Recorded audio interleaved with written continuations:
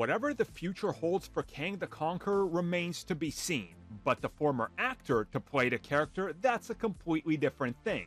As we know, in early February, Jonathan Majors will be going to court so they can sentence him, and he's facing up to a year of jail time. Now let's talk about the update and more than likely why he's not going to face any jail time. So there has been multiple reports and updates, whether it's a legal side of websites, whether it's trades talking about it. Everybody is still obviously talking about Jonathan Majors in this whole scenario because he was one of the most prominent and promising actors that everybody was after, which is why everybody was so happy, and so was Marvel, when they were able to lock him in for Kang. Now, again, remember, I gotta remind you that he literally is not yet on the level of any of the big stars that Marvel previously had in their previous phases, but he was still set to make $25 million an appearance. It took Chris Hemsworth, his whole time being at Marvel, all the way up until Thor: Love and Thunder to make that type of payday. So think about how sought after and how huge Jonathan Majors was, and now it's nothing.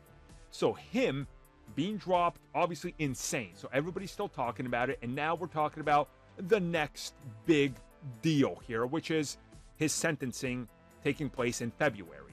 And what we're seeing across the board is that everybody is saying, yes, he's facing up to a year in jail, but most people believe he's getting up to a year or possibly 3 years of probation, probably anger management, and some community service. This comes from Manhattan-based civil rights and criminal defense attorney Shalom and Hill. And after that, there's just been more people talking about this legally. There's whole legal channels that have literally like 3-hour breakdowns of every single little piece of detail, and it just kind of gets like, it goes over you, and honestly, it's a lot of just, hey, let's read this, no, let's read this, and no, let's read this.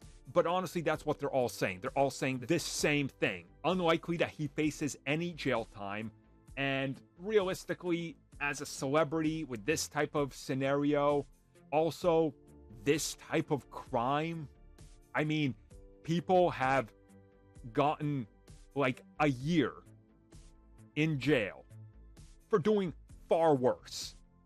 I know it's crazy, but that's the justice system, and you never know how it's going to go. And some people have gotten worse for literally less. So we'll see what happens. A lot of people are assuming they're not going to make an example out of him or anything. They probably won't. So realistically, he's probably facing probation and community service, and that's what everybody seems to be settling on.